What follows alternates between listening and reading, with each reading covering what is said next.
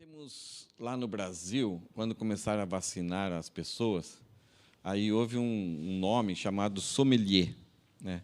As pessoas queriam escolher o tipo de vacina. Lá não sei quantos tipos de vacina tem, AstraZeneca, Pfizer, Coronavac, vários nomes lá. E aí surgiu esse problema, né, que as pessoas queriam escolher, eu quero a Pfizer, eu quero a AstraZeneca, eu quero a Sputnik, né? E num certo sentido, o ser humano ele é um pouco assim, né? A gente quer sempre ter algo que combina conosco, né? Que se encaixe com a nossa preferência.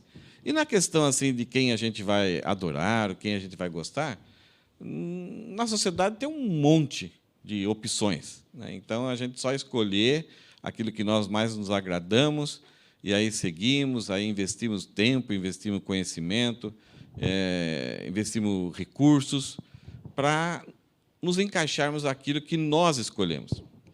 Só que a Bíblia traz uma opção bem diferente, né?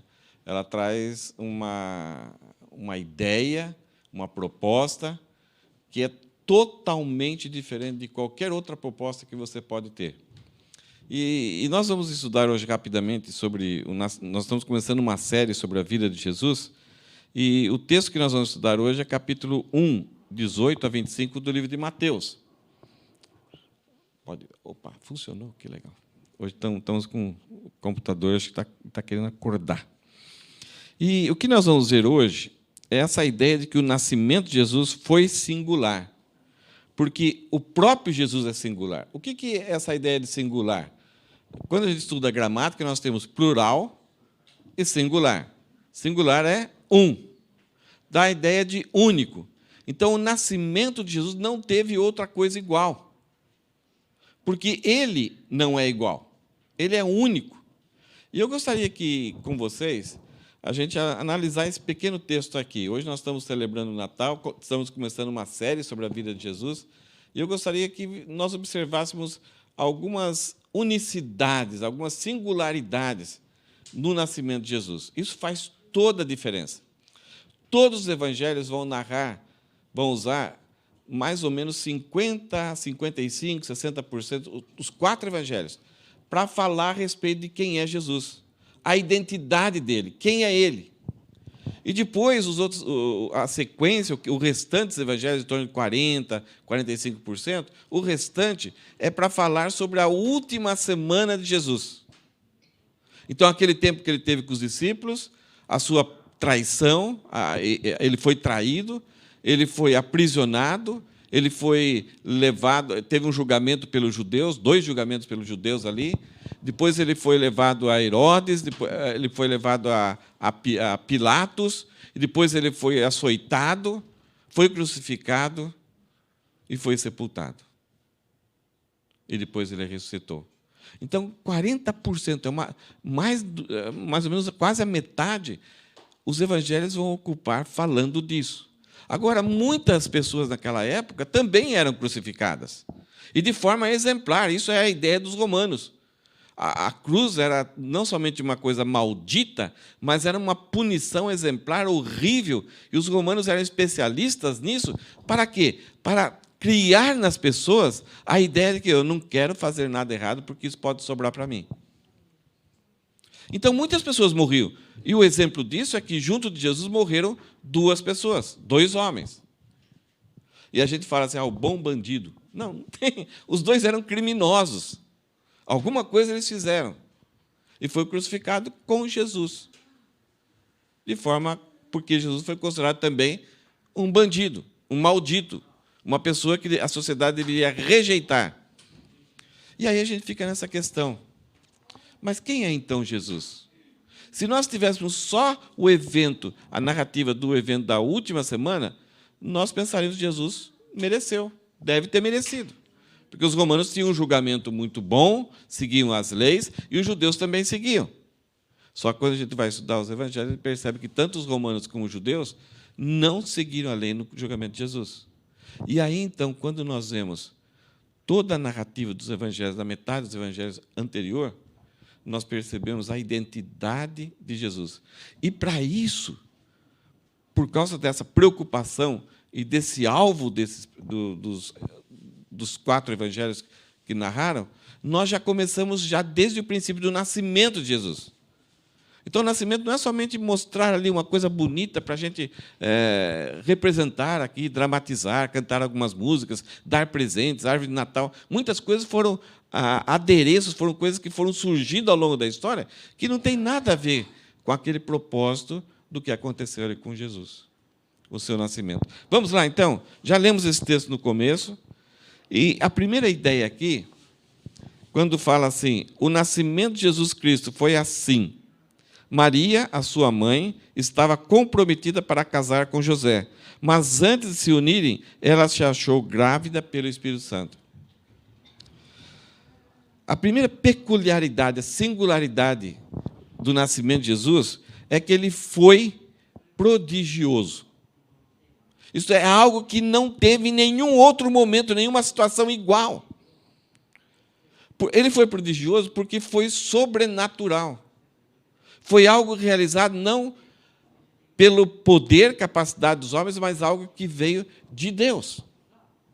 O texto fala que o nascimento de Jesus Cristo foi assim. Então, Mateus ele começa a relatar para nós como que foi desde o princípio. O propósito é mostrar quem Jesus Cristo é. E ele fala que Maria, sua mãe, a mãe de Jesus, estava comprometida para casar com José. As nossas traduções do grego para aqui, elas pecam em algumas coisas na questão da cultura judaica. Em outras versões, fala assim que Maria estava noiva de José.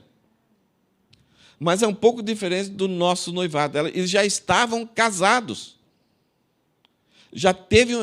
Eles estavam assim, prometidos, já havia um acerto entre as famílias, e, num certo momento, eles resolvem, então, marcam um dia, e tem a festa do casamento, onde tem os amigos do noivo, os amigos da noiva, e algumas vezes, se a pessoa tivesse condições, durava em torno de 7 dias essas festas. E algumas vezes, quando tinha condições, o noivo tinha que dar as vestes para os seus padrinhos, para os seus amigos do noivo. O que acontecia? Havia essa festa, mas eles não iam morar juntos.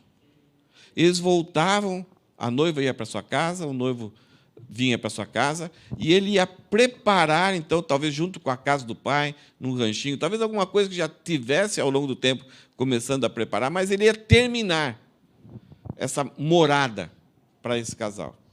Ele ia trabalhar e ajeitar tudo lá, e, num certo momento, podia ser meses, anos, ele ia buscar a noiva. E, quando ele chegasse lá, ela também teria que estar pronta, com suas vestes, com as suas roupas, e ela produzia até roupas para ele também, então ela tinha que estar totalmente preparada. Os dois ficavam esse tempo aguardando ansiosamente, então, pelas núpcias. É bem diferente de nós aqui, né? Hoje as núpcias acontecem até antes do casamento, né? Os filhos acontecem muitas vezes até antes do casamento, mas naquela época havia o casamento, havia a festa, e cada um ia para o seu canto, e depois de um tempo o noivo ia buscar a noiva. É interessante que essa história, esse método cultural dos judeus, tem relação também com a volta de Cristo. Cristo veio, casou-se com a sua noiva, nós estamos casados com eles, né? E ele voltou. O que ele falou, está preparando moradas para nós. E um dia ele volta para buscar a sua noiva, e a ideia é que muitos daqueles casamentos havia uma surpresa. A qualquer hora o noivo poderia bater na porta lá. Oi, é hoje. Imagina o desespero da noiva. Então ela tinha que estar preparada constantemente, todos os dias. E esse é o caso aqui de Maria com José. Eles já estavam casados, ele está trabalhando nas suas responsabilidades, e ela também. Só que, de repente, antes de se unir, então, antes de concretizar o casamento, antes de ele buscar ela lá, ele soube, talvez pelo Facebook da época, alguma coisa assim, chegou aos ouvidos dele, de algum jeito, que Maria estava grávida. Percebe que ela teve a visita do anjo. O anjo tinha avisado ela, mas como eles não estão morando juntos, essa notícia não tinha chegado para José. Ele não está morando com ela. Mas, de alguma forma, alguém chegou e informou ele. A ideia aqui é que ele então, foi desonesto. Antes dele buscar lá, então, em algum momento, eles, como se diz, completaram o casamento antes da data adequada. Só que José sabe que ele não foi para lá. Ele não esteve com ela. Ele não errou. Então, a outra possibilidade, se ela está grávida, qual que é? Ela pulou a cerca. E aqui, José, nós vamos ver algumas características de José, vai mostrar que José sabia o que poderia acontecer com uma jovem se ela, principalmente nessa época em que ela estava já casada, já tinha um compromisso, e durante esse momento, esse tempo, ela não foi fiel ao seu marido, ele já era marido dela. O texto fala comprometida, mas a ideia já tinha um compromisso de casar, já estavam casados. Nesse caso, ela podia ser até apedrejada. José amava muito ela. E ele, nós vamos ver como ele temia a Deus, e possivelmente ele conhecia a graça, como Deus trabalha com o pecado, e ele sabia que esse pecado, na vida de Maria, estragaria a vida toda dela. Ela seria punida, rejeitada pela família, pela sociedade. Então, o que José tem na sua cabeça? Ele monta uma estratégia. Eu vou fugir. Eu vou sair desse lugar, dando a ideia de que eu sou o culpado, eu que fui lá, eu que abusei dela, e não honrei meu compromisso, engravidei ela fora da época de concretizar o casamento, e estou fugindo. Então, ele pensou em levar toda a culpa sobre si. Só que José não estava sabendo o que o anjo tinha falado para Maria. Então, esse nascimento é prodigioso, porque nem Maria transgrediu o compromisso que ela tinha com José, e nem José transgrediu, só que ele resolve assumir a culpa. E então, o que nós vemos no final aqui é que, antes de se unirem, ela achou grávida pelo Espírito Santo. Em segundo lugar, nós, ainda sobre isso, o que acontece? Por que a gente tem essa ideia, desse nascimento virginal? Por que é necessário, foi uma necessidade Maria conceber do Espírito Santo para ter um filho que vai agora ser Jesus, que vai ser o Redentor? A natureza pecaminosa do ser humano é transmitida pelo homem. Então, todo ser humano que nasce recebe a natureza pecaminosa. Ele não se torna pecador depois de um tempo. Não, ele já nasce com o potencial de ser pecador. E essa natureza pecaminosa que traz a culpa, a ira de Deus sobre o homem. Então, todos pecaram, não tem jeito, todos nascidos de mulher e nascidos de homem pecaram. Agora, Jesus tem que ser um ser que não tenha pecado e que seja homem. Só que nós temos um outro problema ainda. No passado, Deus fez uma aliança com Davi e falou para Davi que Deus colocaria um filho, um descendente dele, como rei para sempre na nação de Israel. E chegou numa fase que a nação de Israel se afastou tanto de Deus e os reis se afastaram tanto de Deus, que um tal de Jeconias, ele era muito picareta, é um cara que não temia a Deus, e aí Deus não aguentou mais. Eu vou enviar a nação de Israel para o cativeiro babilônico, e eles vão ficar durante 70 anos. E olha só, nós temos uma aliança que Deus fez com Davi, e agora nós temos uma maldição que Deus lança sobre Jeconias. Olha só o que Deus falou para Jeconias. Assim diz o Senhor, registrem que esse homem, Jeconias, não teve filho. Isto é, ele tinha filhos, mas registrem, considerem, coloquem na balança que ele não teve filhos, como se ele não tivesse filhos. É homem que não prosperará nos seus dias. Ele vai para a Babilônia, vai levar a nação de Israel, de Judá, para lá. E nenhum dos seus filhos prosperará para se assentar no trono de Davi e ainda reinar em Judá. Deus lançou a maldição que dos descendentes de Jeconias ninguém poderia ser rei em Israel. Nós temos um problema muito sério aqui. Deus faz uma aliança com Davi, que um dia um descendente dele vai ser rei para sempre em Israel. E aqui, no desenvolver da história, a nação de Israel se afastou e o rei que liderava está tão mal diante de Deus que Deus lança uma maldição para ele. Nenhum de você vai mais, nenhum dos seus filhos vai ser rei em Israel. E aí? Essa é a importância do nascimento virginal. Jesus Cristo é descendente de Davi, mas ele não herda essa maldição de Jeconias, porque ele não recebeu a natureza pecaminosa, porque é o Espírito Santo que concebeu Maria. Então, esse é um detalhe importante aqui. Para nós estamos distante disso, mas para a nação de Israel, que entendiam o Antigo Testamento, eles têm esse problema. E agora, quando Mateus relata isso, os judeus ficam assustados. Porque esse era o conflito. Como Deus promete alguma coisa para Davi e depois ele lança uma maldição? Como resolver esse dilema? E agora, quando Mateus vem e narra que o Espírito Santo concebeu Maria, sendo ela uma jovem, uma donzela, então resolveu todos os problemas. O nascimento de Jesus também é problemático. José, com quem Maria estava para casar, sendo um homem justo e não querendo envergonhá-la em público, resolveu deixá-la sem que ninguém soubesse. Esse era o problema que José tinha. Então, qual a tarefa dele? Ele tinha que resolver esse problema. Como que eu vou resolver? Eu não quero prejudicar, não quero difamar ela, não quero que ela seja rejeitada pela família, pela sociedade. Eu vou assumir a culpa.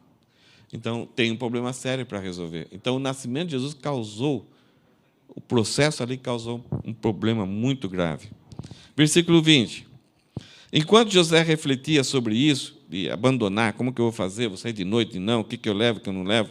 Enquanto ele refletia sobre isso, eis que lhe apareceu em sonho um anjo do Senhor. Ele estava dormindo e um anjo do Senhor dizendo: José, filho de Davi. Olha só, ele é descendente, então, de Davi.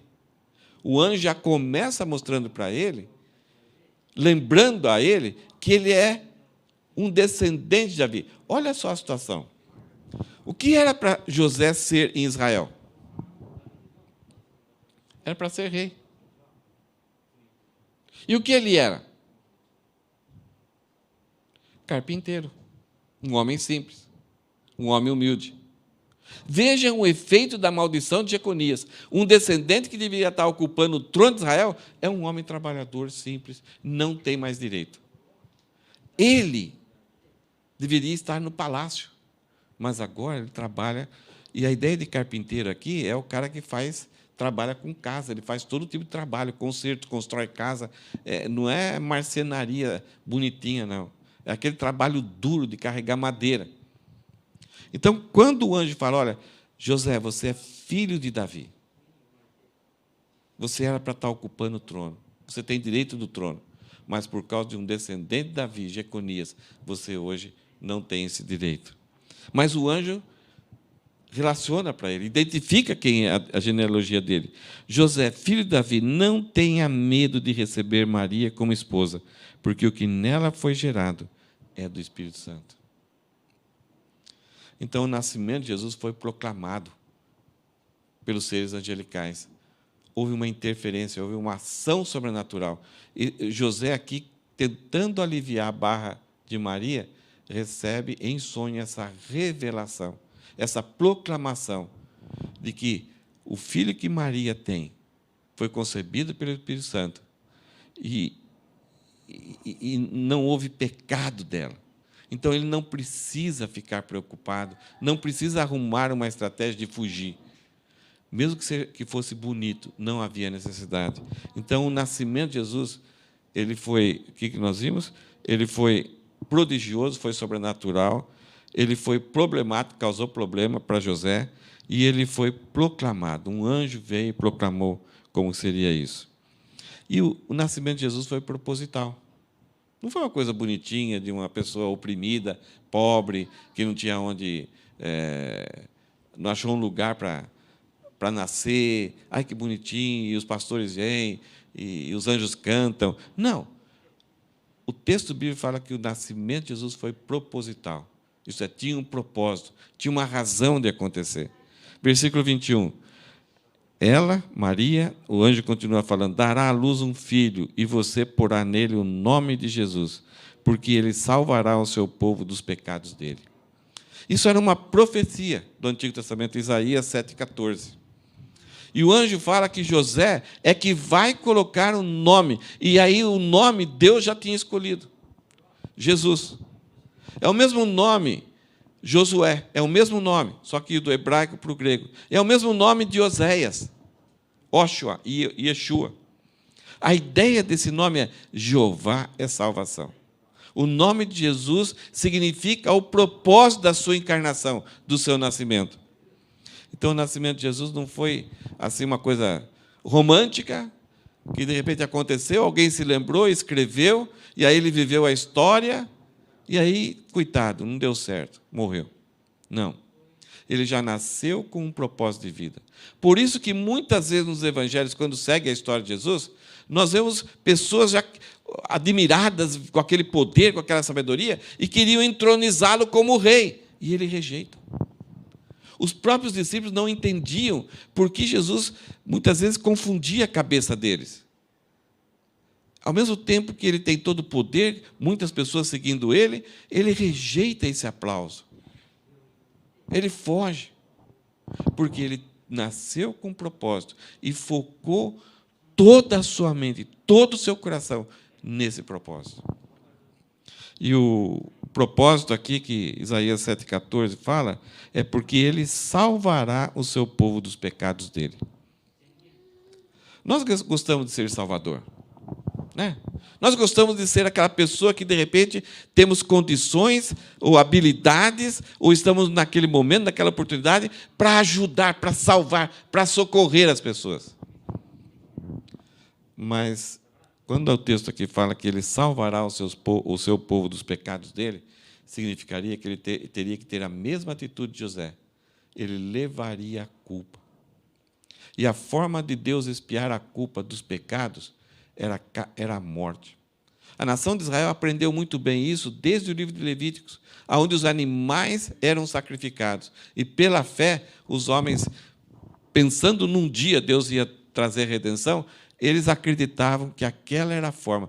Abel acreditou nisso. Abel, filho de Adão, acreditou nisso. Ele sacrificou um animal. A ideia é que um inocente tem que pagar a conta, tem que levar o prejuízo. É a ideia do bode expiatório. Aquele bode que é o animal que levava a nossa culpa. Tinha que haver uma morte para a nossa culpa ser eliminada. Mas os animais nunca foram capazes de resolver esse problema. Eles só anunciavam Jesus. Mas somente Jesus. Nem o Pai, nem o Espírito Santo, e nem nenhum homem, nem nenhum religioso, nenhum pastor, nenhum religioso assim que dedicou a sua vida inteira isolado. Ninguém. Porque somente Jesus é homem Deus e somente Ele não tem pecado. E Ele nasceu com esse propósito de salvar. E a salvação direcionava a vida dele para a morte, para uma morte terrível. O nascimento de Jesus foi prometido. Versículo 22 fala o seguinte: ora, tudo isso, Mateus agora está relatando, né? Ora, tudo isso aconteceu para se cumprir o que foi dito pelo Senhor por meio do profeta. Eis que a virgem conceberá e dará à luz um filho, e ele será chamado pelo nome de Emanuel. Como eu falei, tanto o nascimento e a morte de Jesus não foi acidente. Ele já tinha sido revelado lá desde Adão, mais de 400 profecias a respeito de Jesus no Antigo Testamento. O Salmo 2 é extremamente detalhado sobre cada experiência que Jesus teve, principalmente nos seus últimos dias. Então, o nascimento de Jesus não foi alguém que inventou uma história. Nós, homens, colocamos no nascimento muitas coisas. E, por causa de não prestarmos atenção na narrativa bíblica, nós até imaginamos algumas coisas que talvez não seria legal. Jesus nasceu e foi colocado em que lugar? Uma manjedoura. Só que essa manjedoura, acho que vai ter uma pecinha hoje que vai falar disso, é um coxinho para animais. Mas eles não estavam no estábulo. Houve um recenseamento, eles foram para Belém, e aí buscaram lugar, buscaram um quarto, uma estalagem, mas não havia lugar, não havia quarto. Então, o dono, talvez, da estalagem, colocou ele num salão grande da estalagem. E achou, não tinha cama, está tudo ocupado, então ele achou essa manjedoura, esse lugar, colocava era um coxo, né, onde colocava uma cama de capim, e ali Jesus nasceu ali. Então, ele não nasceu, não havia nem boi. Então, muitas vezes, a gente pensa que tinha um boi lá bufando, aquecendo Jesus. Não. Não era um dia muito frio como essa época. Então, Jesus não nasceu no dia 25 de dezembro. Possivelmente lá por março e abril, porque havia pastores no campo. Outra coisa, os magos não apareceram no dia. Eles possivelmente apareceram quase dois anos depois. Por quê? Quando eles chegam na cidade de Jerusalém, eles agitam a cidade toda. E eles vão perguntar para Herodes. E aí Herodes fala assim, vocês estão seguindo uma estrela. Desde quando? E aí eles deram as informações para Herodes, e aí Herodes mandou matar as crianças com 2 anos para baixo. Então Herodes calculou. Ele não buscou os recém-nascidos. Ele buscou aproximadamente até uns 2 anos. Por uma ideia aqui, é que Jesus não teve amiguinhos da sua idade. Meninos. Todos eles morreram, foram assassinados por Herodes. Outra coisa interessante aqui é que o nome de Jesus, a Virgem conceberá e dará à luz um filho, e ele será chamado pelo nome de Emanuel. Jesus nunca foi chamado por esse nome. Mas esse termo aqui, essa expressão que a profecia está falando, é que Jesus será conhecido como Emanuel, como Deus conosco. O Deus que deixou a sua glória e se encarnou e tabernaculou, isto é, morou entre nós. Então, Jesus é a maior revelação a respeito que nós podemos ter de Deus, porque ele estava no meio do povo. Eles viram. João, o apóstolo João, vai muitas vezes falar a respeito disso. Nós tocamos nele, nós vimos a sua glória. Ele começa o Evangelho de João dizendo, no princípio era o verbo estava com Deus, e o verbo era Deus. E se fez carne, e morou entre nós, habitou entre nós, riu, brincou.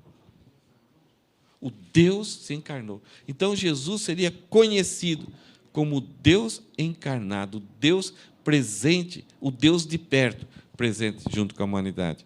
Então, o nascimento de Jesus foi prometido. Olha só que em 750 anos antes de Cristo, que Isaías fala, portanto, o Senhor mesmo lhe dará um sinal, eis que a Virgem conceberá e dará à luz um filho, e ele se chamará Emanuel. Então, Mateus está citando um texto lá de Isaías. Então, quando essas profecias, todos esses detalhes a respeito do nascimento de Jesus Cristo eram cumprimento das profecias, isso o judeu ia acreditar, credibilizar a próprio Jesus. O nascimento de Jesus também foi participativo. Aqui é uma coisa muito bonita.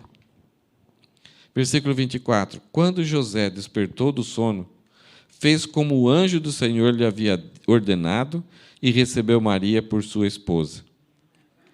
Porém, não teve relações com ela enquanto ela não deu à luz um filho, a quem pôs o nome de Jesus. Então, aqui a ideia é que Maria não teve uma virgindade perpétua. Eles só tiveram relações após o nascimento de Jesus. E, no nascimento, ela deixou de ser virgem. É natural, não teve cesárea. E eles tiveram mais filhos, que vão aparecer depois. E 2 deles são muito conhecidos, Tiago e Judas, que foram notáveis, foram tão importantes quanto aos apóstolos. E, muitas vezes, em determinados assuntos, os próprios, no caso de Tiago, ele tinha até uma certa procura até maior que o Pedro. Ele até acalmava Pedro e foi muito firme na liderança da igreja de Jerusalém. Uma coisa que a gente vê aqui é que José era igual a nós. Mas ele vai de encontro aos propósitos de Deus.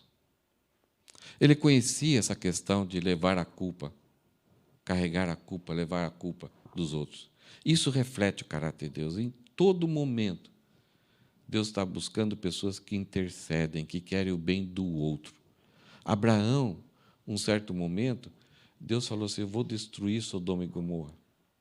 E Abraão tenta negociar com Deus, tenta ficar na brecha, tenta interceder. E Deus falava: se tiver 50, eu não destruo.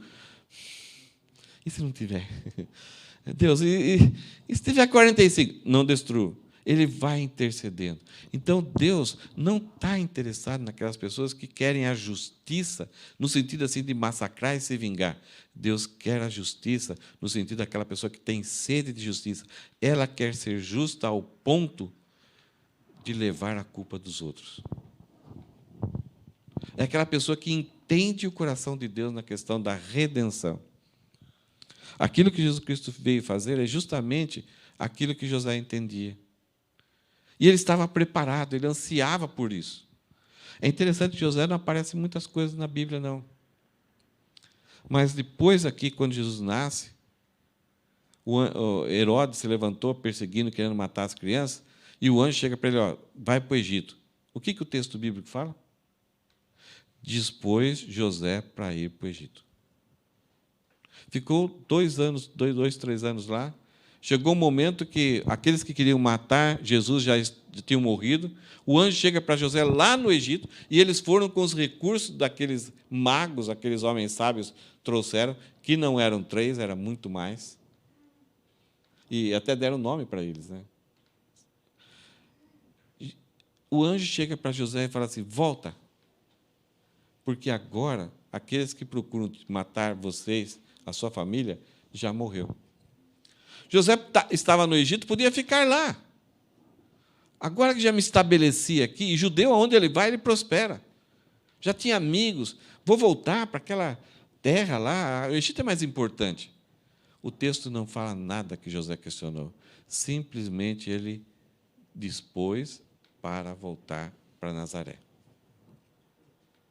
Então, esse homem que tem essa disposição, que entende, mas mesmo assim teve dificuldade, foi um problema entender que a sua esposa, que ainda não tinha a lua de mel, estava grávida, é porque foi uma coisa sobrenatural. Não dá para ver, ele não sabia, ninguém tinha acontecido isso. O anjo teve que interferir, mas na hora que o anjo aparece e explica, ele vai. Ele é uma pessoa disposta a participar dos planos de Deus. Ele não questiona Deus, ele não chega para Deus: mas por que vai acontecer isso comigo? Eu não quero mais essa mulher, eu quero uma mulher assim que o filho seja meu. Mas não, ele assumiu. Ele tinha um coração disposto, e por causa disso Deus o usou. Então, quando José despertou do sono, fez como o anjo do Senhor lhe havia ordenado, e recebeu Maria por sua esposa. Porém, não teve relações com ela, enquanto ela não deu à luz um filho, a quem pôs o nome de Jesus. Ele teve que aguentar 9 meses ali, mais que 9 meses, até ela se recuperar, para então ter a sua lua de mel. Então, era um cara que estava disposto, é um cara que esperava, é um cara que obedecia, e aí teve esse privilégio de ser o pai adotivo de Jesus. Ele que poderia ser o rei de Israel, agora, por ser pai adotivo, ele transmite esse direito ao próprio Jesus. Maria também era descendente de Davi, então Jesus é duplamente uma pessoa que tem direito ao trono de Davi, e quebrando aquela maldição de Jeconias. Antes de começar o culto, teve 3 jovens aqui que entraram, que é o PPP. Então, hoje nós falamos sobre o PPP, só que em dobro aqui, né? O nascimento de Jesus foi singular, porque ele é singular, ele é especial. Você não vai encontrar ninguém igual a ele. Foi prodigioso porque foi sobrenatural. Deus interveio. É Deus que veio salvar o homem. Deus não esperou alguém, de repente, ser tão bom, tão bom, tão bom, e Deus falar assim: agora eu vou pegar esse cara e vou torná-lo salvador. Não, era impossível. Depois que Adão pecou, ninguém mais consegue ligar o homem a Deus. Então, o próprio Deus veio, se encarnou. O próprio Filho da Trindade veio e se encarnou para viver essa vida. E o nascimento foi especial, causando problemas, porque José teve uma confusão ali. Esse nascimento foi proclamado, teve os anjos também que proclamaram. Ele foi proposital porque ele nasceu para salvar, nasceu para redimir, nasceu para expiar os nossos pecados. O seu nascimento foi prometido, então não foi um acidente histórico, já havia toda uma programação, e quando a gente vai estudar a Bíblia, nós vemos que Jesus Cristo foi morto antes da consumação, antes da criação do mundo, antes da fundação do mundo. A ideia aqui é que para Jesus Cristo ser morto, ele teria que nascer. Então, antes de Deus criar o mundo, na sua soberania, nos seus decretos, na sua onisciência, ele sabia que o homem necessitaria de um Redentor. Então, o próprio Filho dele já estava decretado que um dia ia se encarnar. Paulo, em Gálatas, fala assim, vindo à plenitude dos tempos, Deus enviou o seu Filho na forma humana. A ideia é que, naqueles dias, Deus considerou o tempo exato. Considerou que José seria a pessoa exata, considerava que Maria era a pessoa exata, e a própria Maria mostra para nós que eles eram iguais a nós. Ela fala, a minha alma, quando ela canta, né, a minha alma engrandece ao meu Deus, meu Salvador. A própria Maria, ela deu o seu filho, que foi gerado nela, para o mundo. E depois ela deu o seu filho para ser crucificado. E ela esteve participando desses momentos. E ela engrandeceu o Senhor. O nascimento dele é singular porque foi prometido. Era uma promessa de Deus, e a nação de Israel angustiava para vir esse momento. Só que, ao longo do tempo, a nação de Israel pensou que o Salvador seria mais um outro Moisés, mais um outro Elias. Um ser humano normal, não gerado por Deus, e que traria liberdade política e econômica. Não, o maior problema nosso não é político, não é econômico, não é financeiro. O maior problema nosso, que nós precisávamos de um Redentor, e só Jesus foi possível de fazer isso, é a nossa natureza pecaminosa. Paulo fala que todos pecaram e destituídos estão da glória de Deus. Todos estão carentes, falidos. Mas o dom gratuito de Deus é a vida eterna em Cristo Jesus. É gratuito. Teve a participação aqui, porque Deus tem esse prazer. Naquilo que Ele faz, muitas vezes Ele gosta de que a gente tenha uma certa participação. Mas isso não acrescenta e não melhora em nada a salvação. José participou e teve privilégios disso. Ele não foi nada mais do que um homem privilegiado. Maria foi uma mulher abençoada, mas nada mais que isso. Ela precisou da redenção que Jesus Cristo conquistou com seus próprios méritos. Se Maria precisou da redenção, eu também preciso. E somente em Jesus eu consigo isso. O nascimento de Jesus foi participativo. Houve a participação de José, do anjo, de Maria. E esse nascimento, ele precisa ser proclamado com toda a história a respeito de Jesus, que no final inclui a sua morte, a sua crucificação, o seu sepultamento, a sua ressurreição e a sua ascensão ao Pai. E aí nós ficamos abandonados. Jesus Cristo veio, morreu e foi embora. Mas Ele fala, eu voltarei. Então, o nascimento de Jesus é proclamado, mas toda a história dele deve ser proclamada e entendida. Porque isso muda, altera e define o nosso futuro. Com Deus ou sem Deus. Com Deus, nas moradas que Cristo está nos preparando. Sem Deus, no julgamento eterno. Uma vida eterna de punição. Deus quer me usar para proclamar esse nascimento. É um privilégio, é uma graça. Mas a questão, eu tenho que estar disposto. O exemplo de José é muito forte para mim. Se houver disposição, se eu entendo o processo de expiação, se eu acho que isso é valoroso para mim, e é valoroso para todas as minhas pessoas, para meus amigos, se eu entendo que se meus amigos e parentes não conhecerem Jesus, não crerem em Jesus, não estarão salvos, e eu fico calado, eu não entendo, então, o que foi o nascimento de Jesus. O que eu quero desejar para vocês hoje nesse início de caminhada sobre a vida de Jesus, é um Feliz Natal como Igreja Ágape. É um Feliz Natal. E Jesus, ele não rejeitou. O livro de Hebreus, vários outros textos falam assim, que Jesus não considerou como algo que ele pudesse abrir mão. Ele sabia tudo o que ia acontecer para ele, mas ele não considerou nem o insulto, nem a ignomínia, como algo que ele não pudesse enfrentar. E ele enfrentou, sofreu, o sofrimento dele foi real, mas porque ele amou a mim e a você. E Deus formou a igreja, isto é, o grupo de pessoas que regeneradas pela fé em Jesus Cristo, e que estamos aguardando a bendita esperança, a bendita volta dele. Ele está como noivo, né, esse processo que ele casou conosco, mas ainda está aguardando essa lua de mel, e na hora que nós vamos ser arrebatados, vai ter as bodas do Cordeiro, e estaremos para sempre com ele, como sua noiva. Que Deus te abençoe. Que Deus faça você e ajude você a entender a importância desse nascimento. Não foi igual a nenhum outro nascimento. Nenhum. Talvez somente na eternidade nós vamos entender a grandiosidade, a infinitude daquilo que aconteceu ali em Belém. Um momento muito simples. Num casal que teve que viajar do norte para o sul. Ela grávida, prestes a dar à luz, numa época complicada. Mas foram. E quando chegam, então Jesus nasce, na sua terra, na terra de Belém. O significado da terra de Belém é casa do pão, da cidade de Belém. Belém significa casa do pão. Lá Deus deu para nós o pão da vida.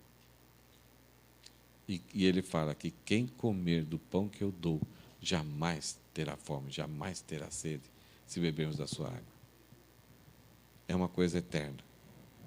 Entregar a vida, confiar em Cristo, não é somente para a gente ter um estilo de vida legal, conhecer alguns amigos, participar de algumas festinhas.